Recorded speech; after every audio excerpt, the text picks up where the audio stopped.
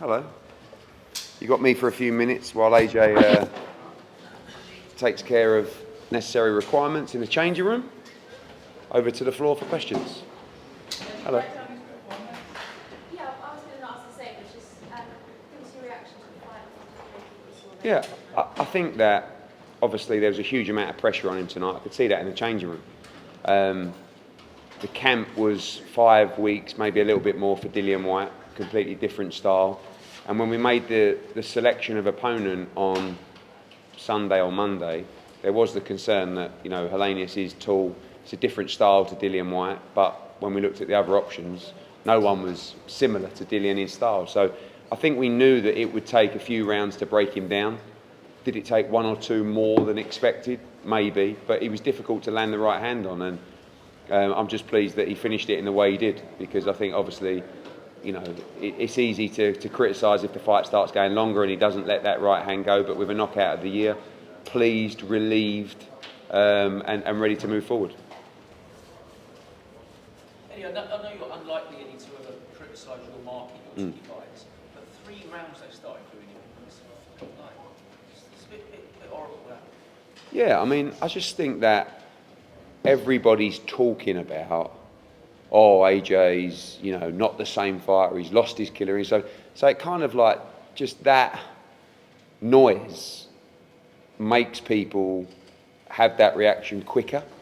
And I think when you've shown that in the last couple of fights, maybe, people maybe do that 3 or 4 rounds quicker than they should do. I mean, to do it after 2 or 3 rounds is almost quite strange. But also people want to see the old AJ. The old AJ was just an inexperienced guy who didn't really know what he was doing, but had to fight like that because he didn't know how to break an opponent down, didn't know if he could go the distance.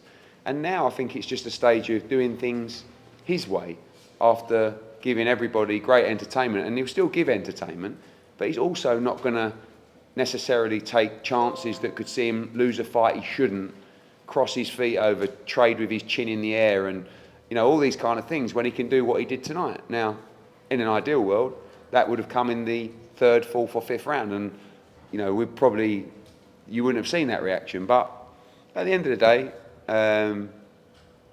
I think now he should be as selfish as possible, and I think he should fight in the way that will see him beat his opposition. And tonight he got the job done. Eddie, after tonight's performance, did it tell you everything about AJ that shows that he was ready for Deontay Wilder in January? I think that he can beat Deontay Wilder comfortably, but he can also get beat by Deontay Wilder. And I don't think necessarily. I mean, the good thing is he got, what was it, 7 rounds in against a tall opponent who can punch a bit with a backhand. I think it's difficult to replicate certainly the power of Deontay Wilder, but I've always felt that AJ can outbox Deontay Wilder, but also I prefer him to box tentatively than his old style against Deontay Wilder. I know he can beat him with that style as well, but I would like to see him box Deontay Wilder, try and break him down. If he lands the right hand on Wilder like that, the fight's over, and vice versa. If Wilder lands the right hand, that's why it's one of the best fights in boxing. But I also think you're not really going to see the best of AJ in fights against Franklin and Hellenius. That's why he chose Dillian White, because it was a fight that he actually wanted and he could get up for. So this week's been a complete nightmare. And you know, I didn't, honestly, if he would have just boxed like that for another 6 rounds and just won on points, I know people would have been disappointed, but I would have just gone, thank God. But just pleased that he got the showreel knockout. Do you think, though, if AJ is to go the distance like that with Wilder and take his time, that would be much more explosive, much more of a dangerous risk to be in the ring with someone like Wilder? Fury got put down 4 times boxing Wilder. If AJ was to get tagged like Fury, would that be something you wouldn't want to see? Yeah, maybe, but obviously, you know, I think you'll box according to the opponent, and I think that maybe he fights more aggressive against Wilder. I don't think you're going to see him just taking chances. I think he likes his chances as a boxer puncher. Again, I think maybe a couple of rounds of trying to find that distance too much tonight. He struggled to time the right hand. That's what he said as soon as I got in the ring. He said he was really awkward to try and land the right hand. And obviously, Hellenius had a go for about two rounds and then kind of went into a little bit of a shell using his feet in and out. And it was difficult to land flush without backing him up. And I felt like maybe he should have backed him up a little bit more, because every time he did, he looked dangerous. Eddie, he said in the ring that he wants to go out twice more this year. He told us it was boxing Manchester next. Surely they could. No, I mean, I think he just loves fight. Like, honestly, I've never seen him like this before, where he just wants to be so active. I mean, 2 times is going to be difficult, but certainly would love to fight again this year. We know that the Wilder fight would land probably in January, but also at the same time, he's been around a long time where he's not just putting all his hopes on that fight. Like, it can get made, and it maybe it won't get made. It's all on Skills Challenge in Saudi Arabia, whether that fight happens. Everything we're hearing from every side is that that fight's going ahead in January. But until we sign, we've got to keep the options open. But again, my worry is that who's it going to be? And I think boxing at that level that he's boxing at tonight, and Franklin, although they gave him decent opposition, it's just, he wants to be in those big fights. But at the same time, he's really enjoying his time with Derek James. The camp was totally different. The sparring was totally different. He was a bit more tentative because I just think it was a new opponent and there was so much on the line. But he's enjoying his boxing. If you do a deal in the next few days with Skills Challenge and it's signed from this side, would you forego a fight now? Oh yeah, Definitely. that was the fight. That was the fight before. If we fight Wilder, and we 100% want to fight Deontay Wilder. To be honest with you, like, AJ is easy. Like, he would fight Wilder, no problem at all. If he can't fight Wilder or that deal falls through, he'll want to know when he's fighting next, because that's his mindset at the moment. I think he'd like to get back out to Dallas, back into camp. He'll have a few weeks off, but he's not going to want to hang around. And my only worry is when Deontay Wilder boxes. I heard that Malik Scott said on our Matchroom Boxing podcast that they're planning a fight in October, which worries me a little bit. But at the same time, one of the things that shows you how much AJ wants to fight is I don't think Deontay Wilder would box for the purse that AJ boxed for tonight. And AJ really don't care. He doesn't care how much he's getting to fight Deontay Wilder. Honestly, he just wants to fight. And if that's going to take time, then he'll want to fight again ASAP. But from the team's point of view, and I know what he wants ultimately, the Wilder fight's one we want to get. Eddie, what did you make of the crowd reaction after the third round? Yeah, a bit disappointing, but also understand everybody's looking for the big KO. Everybody's had a few beers, and it was quite a late main event.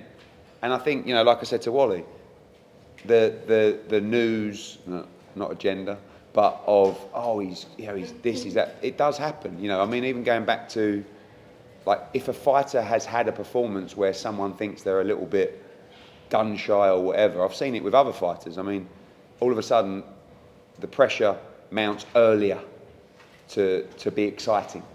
And that's what people want. That's what they pay the money for. But I think he'll be excited, and he gave you knockout of the year, but he'll also box in a way that will give him every chance to be victorious. Eddie, we had a late replacement. We had the Wilder fight looming.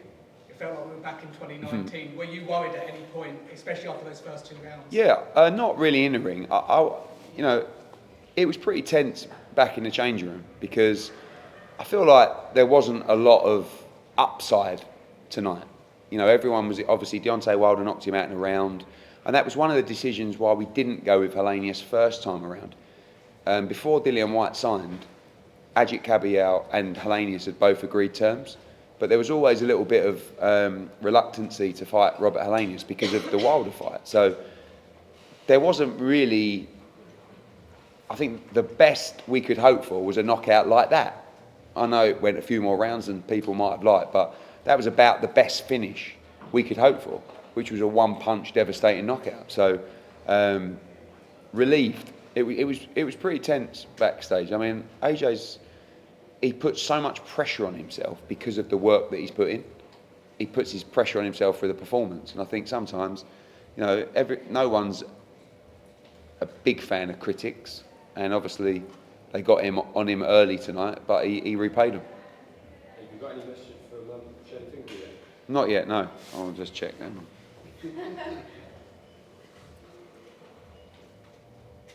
Yes. Congratulations. That was it. My pal. Oh, and as he said, this thing where it all goes with confetti everywhere as well. Didn't know. Yeah. Showing my age, didn't know that happened. Yeah. But what? Just I got a funny story about Shelley Finkel. We was at this JD Sports after hours. I told you the story, didn't I? Yeah. And people were queuing up to it was like a Q&A for photos and stuff like that. And this guy came up to me, short fella with glasses on. I guess he was like in his 50s. And he came up to me and he said, "Do you know who my hero is?" I'm thinking like Anthony Joshua, Muhammad Ali, Sugar Ray Leonard. I went, "No, who?" He said, "Shelley Finkel." And I thought it was a wind-up. And he went, "He's my absolute idol." And I went, "All right, mate, have a nice night." And off he went. It was a bit random, but I actually get on very well with Shelley now. And look, they want the fight, of course. It's a huge money fight. They think they can win the fight. And, you know, they'll be pushing Skills Challenge as well to try and get it done from their end. What's the whole of making that fight right now? Nothing really. I mean, it's a huge amount of money. And they want to get the timing right. You know, there was talks of December 26. Obviously, a lot of the talks was about this double header, which has obviously lost pace now. So Joshua Wilder would headline. And I guess Usyk against Hrgovic could also feature on the card as well now, subject to the Dubois fight. So no real delay, just I think they wanted to get tonight out of the way. I mean, they weren't over the moon when we chose Dillian Whyte, but talks kind of stopped about a month ago, 3 weeks ago, because they wanted them to resume after August 12th. A huge knockout for AJ tonight. How much did he need it for his confidence if he does go into this battle? Yeah, I think it's always good to finish a fight like that. You know, I think if it would have gone to points, there would have been criticism. I'm sure there'll still be some criticism as well. But I think when you have a finish like that, it's good for the mojo. And I think, obviously, seeing the numbers already virally, that's what you want as a promoter, as a broadcaster, as a fighter, for his profile, for his confidence. Great to win a fight like that, and it was a devastating knockout. Do you think for his age he relies on his corner a lot more than he probably should for a boost of his confidence? I always want him to believe in himself, you know, as much as he can, and maybe sometimes he doubts himself a little bit.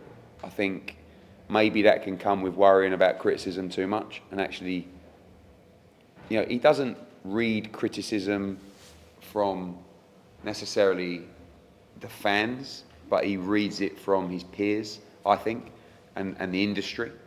Probably won't admit that, but and I think he wants to prove he wants, I think, whether he admits it or not, I think that's important to him, to be respected in boxing as a guy who fought everybody and was a very good fighter. So I think sometimes he doubts himself a little bit too much. And I said to him in the change room tonight, and I hear everything about camp, especially from sparring partners and the trainers of sparring partners. And for the Franklin camp, the response was good, but this camp was different.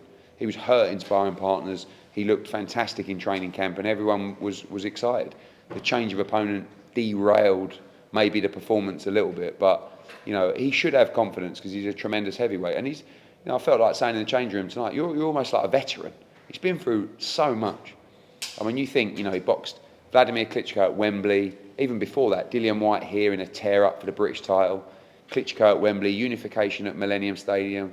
Povetkin at Wembley, got stopped by Ruiz at Madison Square Garden, had to go to Saudi Arabia to rematch him and win. You know, came back, fought Usyk twice, won it in top. I mean, he's done it all. So he should believe in the experience that he's gained. And you don't think he listens to the crowd a bit too much? No, I don't think so. No, I think he's needed that voice in the corner, the one voice that he believes in. And I think he believes in Derek James now. And, you know, I think Derek said to me after the fight, I was just saying to him, you know, just keep backing him up and look to find that right hand. And I think Josh said, I'm just struggling to find the right hand. He said, just keep throwing it, it will come. And obviously, it did.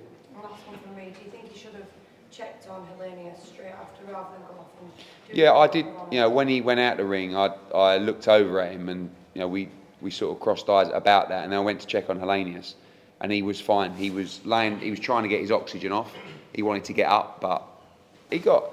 I think there's a little bit of frustration. And again, I just think you're damned if if you do and you show sometimes too much compassion. You've lost there's no bad boy in you, and you behave like that, and it's like, oh, you didn't show enough compassion. Honestly, I wouldn't worry about it now. Just do whatever feels right at the time, because the criticism is going to be there whatever way. So I think he was a bit frustrated that maybe the fight was as slow as it was, and it was a bit of relief, and he knew Hellenius was okay.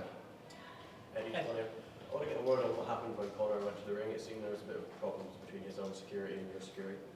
To the ring?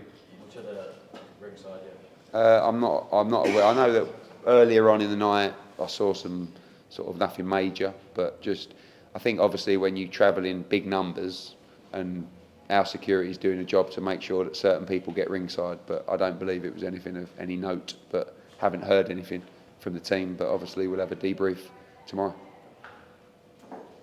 Eddie, at the end of the fight, Joshua said he's carrying the whole of the heavyweight division on his back. Mm. Now, that's a bit tongue-in-cheek, but do you think he actually feels that way and he has to have that extra pressure on him? I think he feels like he probably not necessarily has more to prove than everyone, but everyone's looking at him to do something spectacular. I mean, when you look at the heavyweight division right now, Usyk is an outstanding fighter. Is he overly entertaining in the ring? He's a genius, but you know, Tyson Fury, his last fight was against Derek Chisora, and he's now fighting a guy from MMA who's never had a boxing match before. So he's not really doing a lot for the heavyweight division, is he? Deontay Wilder hasn't boxed for 18 months. Andy Ruiz hasn't boxed for a year. So, I mean, that's the first time I've actually thought about it like that. So Josh is active. He's had 2 heavyweight fights in the space of, 4 months? And he wants to fight Deontay Wilder. So I think this is a good run for AJ. I mean, it's definitely the most active we've ever seen him, especially through COVID. He was down to nearly 1 fight a year. So that's 2 fights in 4 months. And he wants to get back in the ring ASAP. Yeah, he wants to be active. He's with Derek James now, which he seems very happy with. He seems very motivated. It's almost like another stage of his career. He's so driven. Do you feel like with Derek James that he's still learning? Because I hear a lot of things, he's always learning constantly. He's a student of the game, and he wants to learn. He wants to keep learning, and probably overthinks a little bit too much sometimes. But he's so invested in the sport. Like, his whole life is boxing. It's actually remarkable for what he's achieved, through what he's earned, that he just still lives like a boxing nut in camp. He gives everything. All he tries to do is find an edge, find a way, improve. It's boxing, boxing, boxing. It is the only thing that he has any interest in his life. And I think he should be applauded for that, you know, to be that hungry for success still at the stage that he's at. And obviously he's found a place in Dallas that he's happy with Derek James. Absolutely, and he deserved that little sip of the beer at the end. Yeah, I'm not sure that was the greatest move in the world, you know, the Irish stout, but 2 sips as well, 2 gulps. But I think there was a lot of emotion, a lot of relief as well. I did tell Conor that we should send 2 invoices for that, because that was definitely not in the agreement. What did you make of Derek Chisora's performance? I think it was a sluggish performance against a difficult style for him, someone that moves a lot. Yeah, and the question is, do I feel that Derek Chisora should retire? I think it's disrespectful for me to voice too much of an opinion on that of someone that knows himself better than anybody. If I'm being completely honest, and he phoned me up and said, that's it for me, I'd be pleased, because I think that's a good time to bow out after a victory. And I don't think he can win a fight at the top tier of the heavyweight division anymore. And I don't want to see him get stopped in a fight or whatever. But at the same time, I respect him and I like him a lot. And it's up to him, you know. But it's really down to what level you want to continue fighting at. So for me, his best days are behind him. And I think those around him will be a better judge than me. But if he stepped away from the sport, I would also be happy that he's certainly done his service and he could retire. But he also loves fighting. Again, you know, we talk about AJ. It's very difficult to leave the sport, and AJ's obviously a lot fresher and fighting at a different level. But when you love something like that, and it consumes your life, they don't want to walk away. But obviously, he's just not performing at the level he once did. At what point do you feel it's your responsibility, though? Not mine. I don't represent him. You know, I don't have any promotional contract with him. You know, it's AJ's show. Skills Challenge requested to put him on the show and paid for that, which he told everybody at the press conference. So we do that. I'm not going to turn around and say I'm not allowing him to box on Anthony Joshua's show and Sorry Skills Challenge, but would I put him in a fight on my show? Not necessarily, but he's great value. He's a great man, but at the same time, I really feel like it's a personal decision, and one that I'll say it's none of my business, but I would be happy if he walked away. Yeah. Any questions, guys? All right. We've got about 10 minutes until AJ's in.